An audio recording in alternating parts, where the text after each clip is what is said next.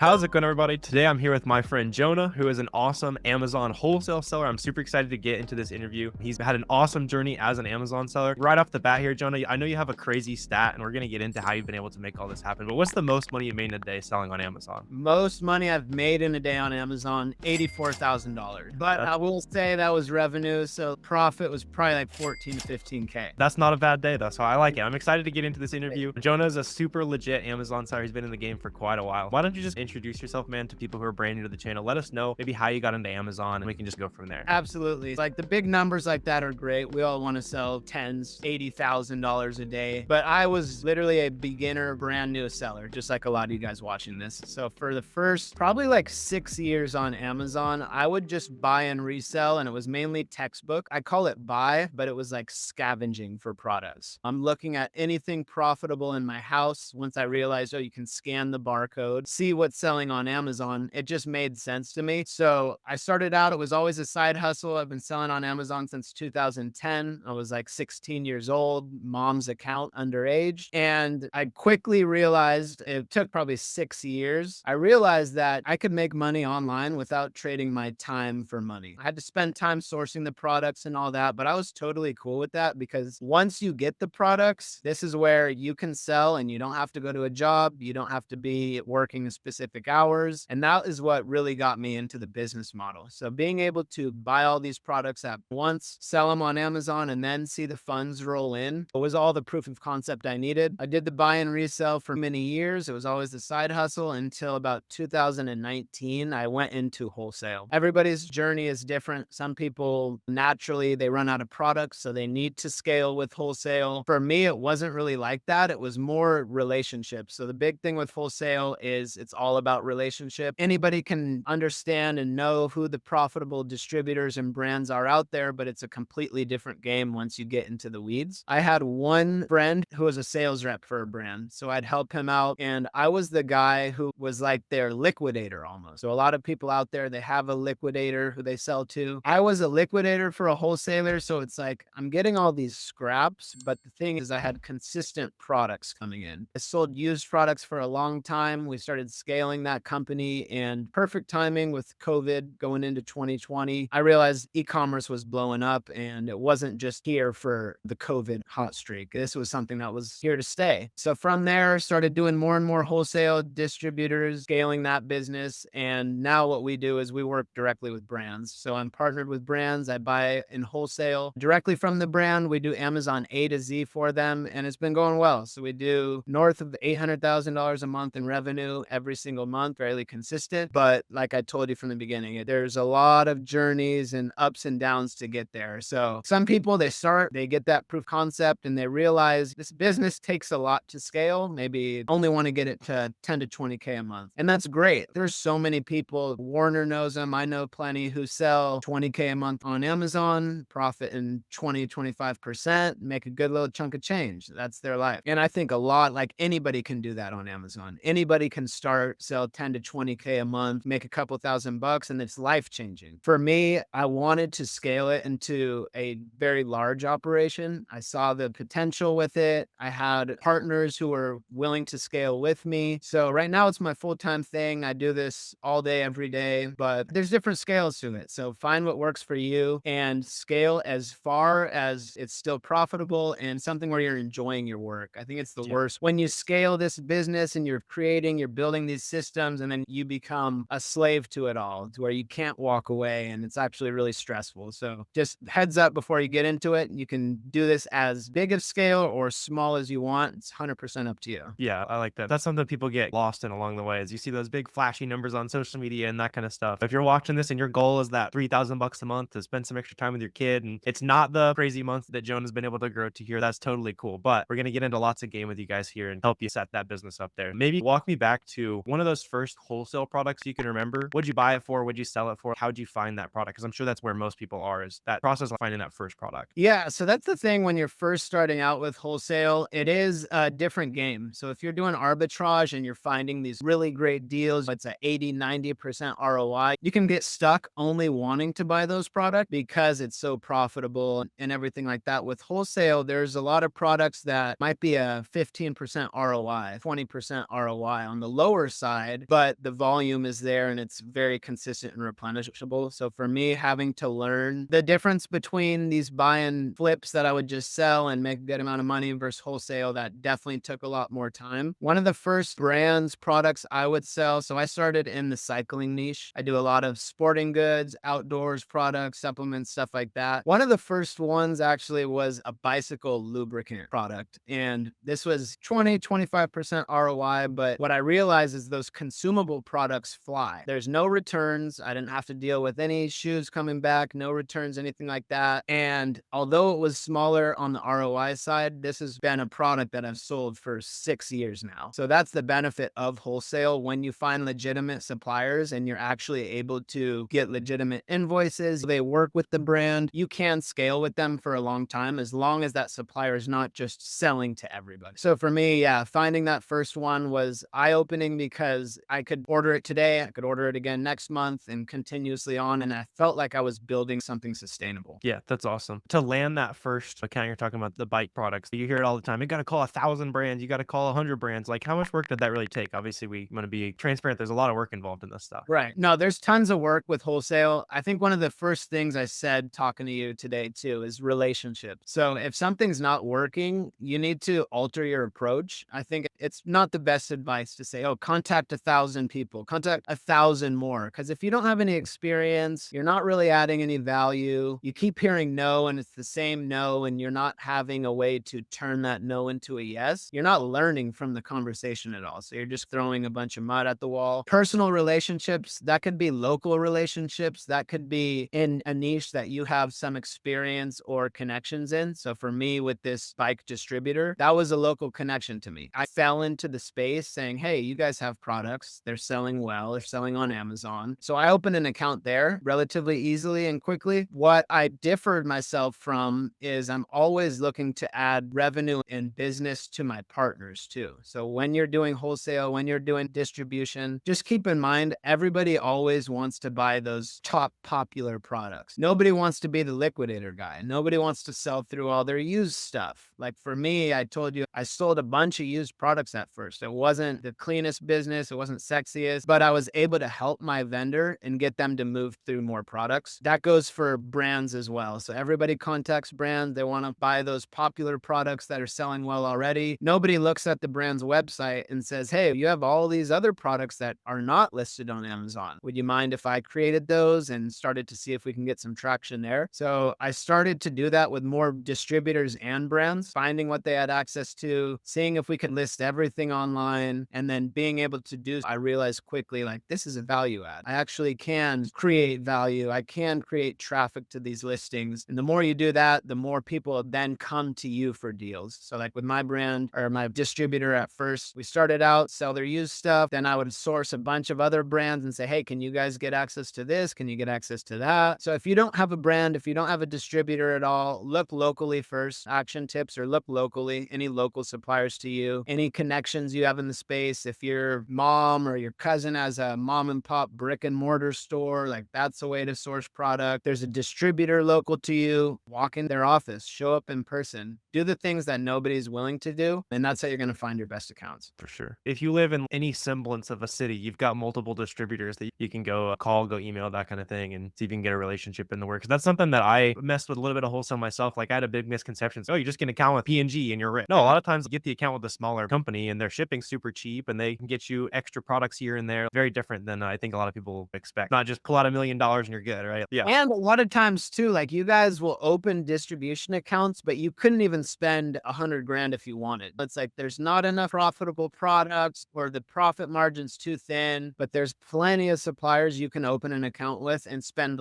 2 to 3 grand. And it's not because you don't have the capital. It's just, it's hard to even build up an order that's just that lucrative, that solid ROI. And so most people just pass on those. Whereas a lot of people, they might just say, I'm going to start 1,500 MOQ, I'll place it. And then you see over time, you add a couple more products to the order, add some more, you're carrying different brands now. And before you know it, you're placing $10,000 orders with them consistently to where day one, you wouldn't even thought you could. Yeah. So when you get that, that price sheet, or you're starting to talk to the brand, you're talking about how you're just listing products that aren't on Amazon yet. Like, how are you identifying what of those products would be a good opportunity? Because obviously that's a major value add. If you got 10, 20 people every day calling you, hey, I'm an Amazon seller, I want to buy your best stuff. But then you Yeah. get that call, it's like, hey, I want to buy your worst stuff. Like, how are you identifying the worst stuff that's actually going to be good and builds that relationship? It's difficult too because Amazon's getting harder. I'm not going to lie. Amazon's getting harder in general in terms of ungating product, making sure that you're working with legitimate authorized suppliers. But there's obviously some very obvious keys too. So if a brand sells well on their website, or if they sell well in brick and mortar stores, or you see it selling on Walmart and it's not on Amazon, that's always a good sign. And this actually happened with that bike chain brand I was talking about, the lubricant. They had a couple ASINs, but they didn't have the full product line. All you need to do is when you have the GS1 UPC code, you can create listings on Amazon. So I would take all those UPC codes that you put them in a scanning software and it doesn't come up. Everyone else just skips over those. They're looking for the profitable products. I started to have a VA create a listing for each product. So UPC codes on there, take it, create the listing, just pull their images from the website. And so from there, I started to get some products selling, and I'd see too, oh, now the next reseller jumps on and the next guy, because now they see it's getting more popular. So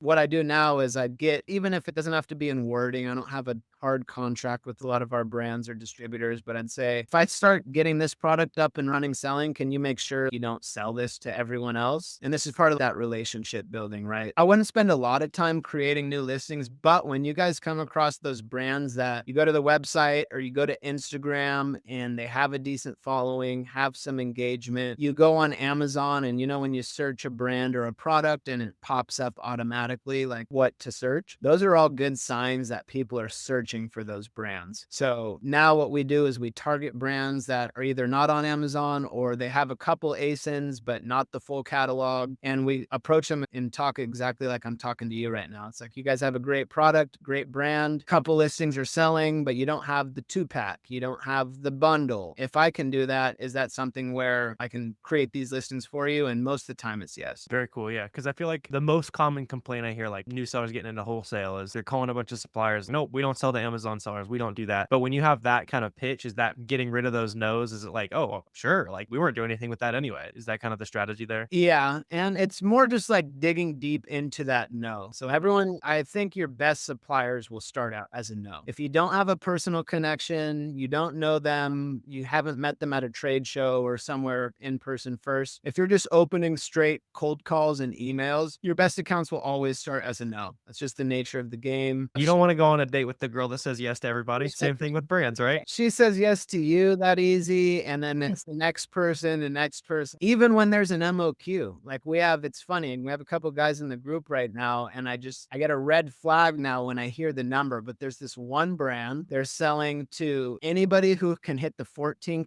MOQ, and the brand owner is telling every single person, we're cutting down on sellers, we're cutting down on sellers. But he's been saying that for the past like 6 months. It's one thing to have an MOQ and be able to hit it, but that's why I say there's misconceptions with wholesale, especially now, because it's not, oh, you got $20,000, you can open whatever you want. Like, it's not necessarily a financial thing. It's more, they want to make sure the Amazon seller knows what he's doing after he buys the product. So when you hear that no, the best accounts are going to be the ones you overturn. So with wholesale, there's a lot of sales involved. When you're cold calling suppliers, showing up in person to trade shows, it's sales because we're not selling them something like, buy this product of mine. We're actually paying them, which makes it a little bit easier. But the sale is, this is why you should work with me. This is why I'm different than the other 20 Amazon sellers that hit you up this week. If you're stuck behind the computer and sending emails and you hear that no, it's hard to differentiate. Oh, that's a hard no. There's no way I'm going to work with them. Or it's just a blanket template response that they actually Right. need to send to everybody. Yeah. So for a newer Amazon seller, maybe they've got an awesome arbitrage store, they want to get into wholesale. Is it a game of, like you're saying, make a list of all the local distributors near you and start pushing volume? Or is it make a list of 10, figure out kind of a more detailed approach and approach it that way? What's best for a brand new seller there? Yeah. So for brand new sellers, I would say contact distributors and brands. You guys already have a catalog of products you're sourcing and actively selling, or you've came across in the past. Sometimes just looking through those Google Sheets you have of all the OA leads. And this isn't going to be for Nike, Adidas, Puma, but there's always has those little brands you sell and you've never came across it before, try to contact that brand directly. See if you can open a wholesale account with that brand. You have sales history with that brand. You can sell it via arbitrage. You know you're going to get a better price, more long-term relationship if you go direct with them to try to open an account. And if they say no, ask for a list of authorized distributors. So with wholesale, there's this constant flywheel where you're contacting brands, you're contacting distributors, but then your distributors might become your best friends that lead you to brand. The brands might say, oh, work with this distributor instead. We only sell to these 5 distributors. So there's this constant flywheel effect. But yeah, start locally, start small. You don't need like hundreds and hundreds of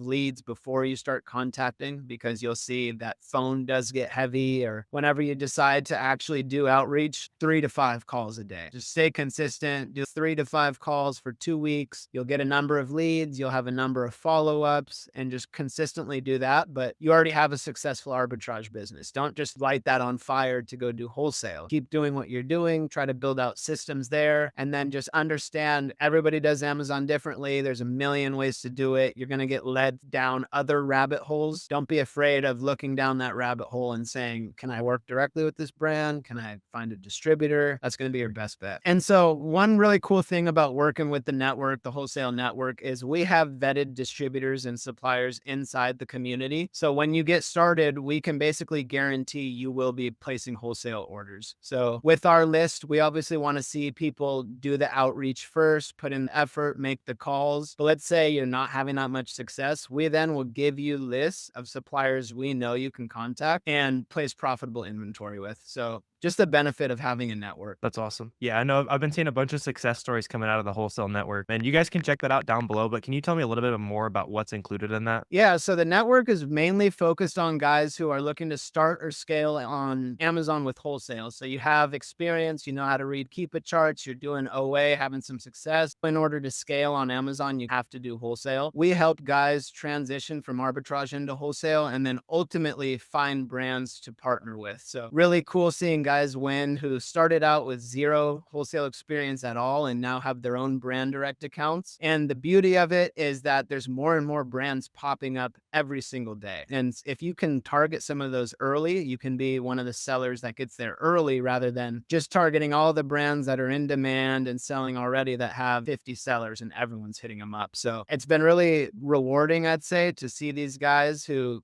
have those limiting mindsets of no one wants to work with me. There's no more Amazon sellers opening accounts, to then trying some of our alternate methods, targeting local suppliers, targeting brands on the come up, and then locking down those long-term wins. That's awesome. Yeah, I love to see it. Would really recommend for those of you guys who are serious about getting into wholesale, go check that out down below. You can go have a chat with them, see if it's the right thing. If you want to start working with them, couldn't recommend them more as far as getting into wholesale. But I want to get even more kind of game out of you here as well, Jonah. When it comes to those suppliers where you were talking about, you're getting those no's, even when you're adding value, that kind of thing. When do you follow up with those suppliers? Like, what's best practice for you to get that date that says no 3 times and then maybe a year down the line? Like, where are you trying to catch it in that kind of cycle to get the good suppliers? Yeah, so follow-up is crucial. Follow-up is almost as big as outreach in general because you hear so many no's. So if you're willing to listen through those no's and filter out and see why it's a no, so like asking questions, seeing is it because they had a bad experience with Amazon? Do they already have a partner they're working with? Whatever it may be. Following up, but follow up with value. So the way we open a decent amount of accounts is we give brand presentations. We'll show you, and this could be as simple as a Loom video, showing their listing on Amazon, showing a competitors. So when we follow up, we're following up with a video or a PDF, anything along those lines. That's going to get you best results for sure. And in terms of follow up too, you have to follow up more than you'd even expect. So people think they're bothering suppliers, or I emailed them twice, he didn't respond. We just don't know how many times these businesses are being contacted, and especially with more and more people that want to start Amazon wholesale. And as the brands start getting more popular and they're on Smart Scout and everything like that, people are contacting the same brands over and over. But not everyone's contacting with value, and not everyone's contacting a multitude of ways. So email is one way, contact forms another, phone calls are great. In-person trade shows are awesome. If you guys are willing to go to to a trade show, shake hands with a brand or a distributor. You might not open an account right then and there, but think about the follow-up afterwards. Like now there's a name, there's a face to the name. It's not just somebody emailing, but you have to be willing once again to have that persistence because it's not necessarily an easy route to open suppliers. Yeah, for sure. Sweet. So yeah, when it comes to actually operating the Amazon business, you got suppliers. Hopefully you guys at this point kind of understand the game as far as like landing those suppliers and stuff. What does it look like for your team at this point to just take care of operations, right? Like how many people are on your team? When did you know it was time to start hiring people as well? Always curious, like the growth process. Yeah, so virtual assistants, something I did not know much about at all. Like a lot of us, online business when you're first getting started. I had stumbled across the 4-hour work week. I was reading the 4-hour work week. I learned what a VA was. I'm like, okay, I got to start figuring out how to systemize my business, everything like that. I hired a VA too late. So with my first distributor account, I was able to scale relatively quickly with them. We were doing 6-figure months. I'd probably been selling for 2 years with them at this point. And Was that just like the first account you started working with too? probably it was the second account I Okay, that's started. very cool. Still awesome. Yeah. Yeah, and we curated the relationship like from day one too. So it's like we're selling certain products and we started leveraging them to open new accounts because you're always gonna, if you have somebody who is able to sell product to retail stores, brands are obviously interested in that too. So positioning yourself as a distribution company or having access to distribution channels and retail stores, it's always cool to name drop that when you're talking to brands. And so I was doing all the prepping myself. So I was doing the FBA shipments, FBM. I'd create the listings, customer service, yada, yada. And I had a VA DM me on Reddit actually. And he's like, hey, I'm an Amazon VA. If you need any help, I can help you out. And funny enough, I started him very low salary. If you guys are just starting out, this is the benefit, obviously, of having overseas employees as your money goes further. So you can find really good work overseas for $4, $5, $6 an hour. And that's to this day still. So we started out with him on a low hourly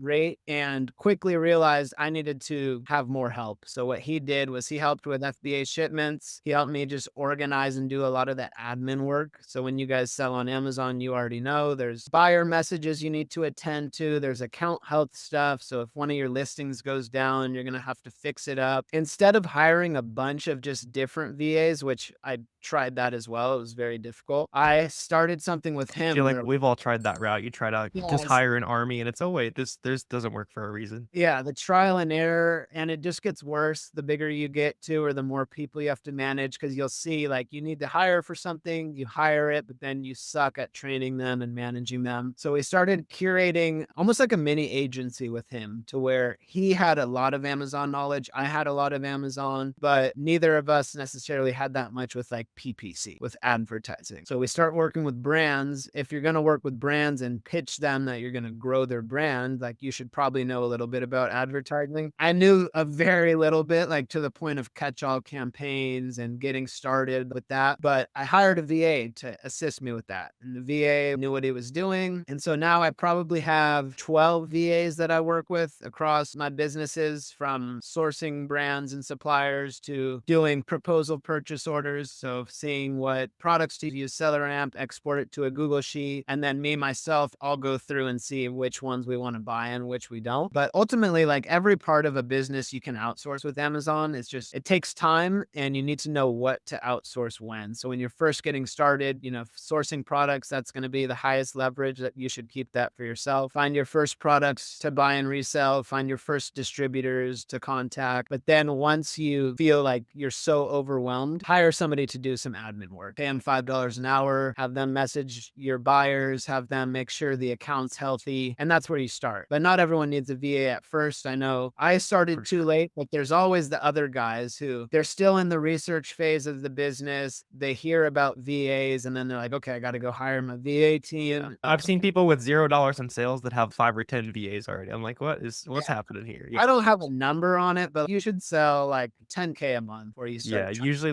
20 like 20-ish is what I usually say. Yeah. Like if you can't get to 20 by yourself, then like you got to figure some other stuff out real quick. Like it's not hard to get to 20 a And month by yourself. going up whole, if you're hiring people to purchase the products for you and source the vendors and everything, you don't have any basis to go off of. Is that a winner versus loser? I don't know. It's like you got the account open, I'm just going to buy it. People get frustrated at first with Amazon, and this is any model from arbitrage to wholesale. You get frustrated when you're sourcing product. And then some people go and say, I should just hire for this. And that usually doesn't go that well. Put your head down, keep grinding, figure out how to source. And then when there's tasks that you know it's holding you back by you doing, then go and figure out how to outsource it. There is that light at the end of the tunnel for those of you guys that have been watching and you're already selling Amazon, that kind of stuff. You're working hard. Yeah, you can definitely pull yourself out, but do it at the right speed for sure. So I'm gonna have you call your shot a little bit. What's your goal for 2026 sales wise? What are you shooting for next year? Dude, I need to get some more capital. If there's anybody with funding, you can DM me, because right now I've had not a lot of success, just like getting more lines of credit, stuff like that. We did 0% interest credit cards for a long time and it worked well. I have partners, so like we could all pool our capital together. That's something I've been super transparent about online since I started. Like I do $900,000 a month, but I have partners, I have debt, I share profits. So not everything is always, oh, he made 900K last month. With that being said, I'll still take my shots. I want to do 7 figures every single month. It might not start January. I'm going to call it and say we do it. I hope so. But 7 figures per month in revenue, 12 to 15% margin net, I think would be a good goal for us. I like it. That's awesome. What keeps you motivated? What keeps you working so hard? Family for me. I'm a husband. I got 3 kids, 2.5. My wife's due with 1 on the way. So that's for sure a motivating factor. Anybody with family, I think, can relate. And then ultimately too, it's just like seeing how far you can go with business. Like this business specific, I think any business entrepreneurs have that same mentality as I do. It's like you start and we all have a monetary goal or whatever. It's like you want to make $10,000 a month. Everyone's super laser focused on that, but you miss all these things on the way up there. So like I have monetary goals I want to hit. I have sales revenues I want to hit. I do just want to hit to living my life every single day to the point where it's consistent. Stress happens. That's always going to happen in this business, but building out systems to where I'm never a slave to my business. So if I could do $100,000 a month and it was completely hands off, good margins, I would take that all day, every day over the $1 million a month. I'm stressed. Suppliers cutting me off. I'm in crazy debt. So everyone's got different goals. I'm at the point now where we scaled. We did $1 million a month like 2 years ago. Account got shut down. It was completely,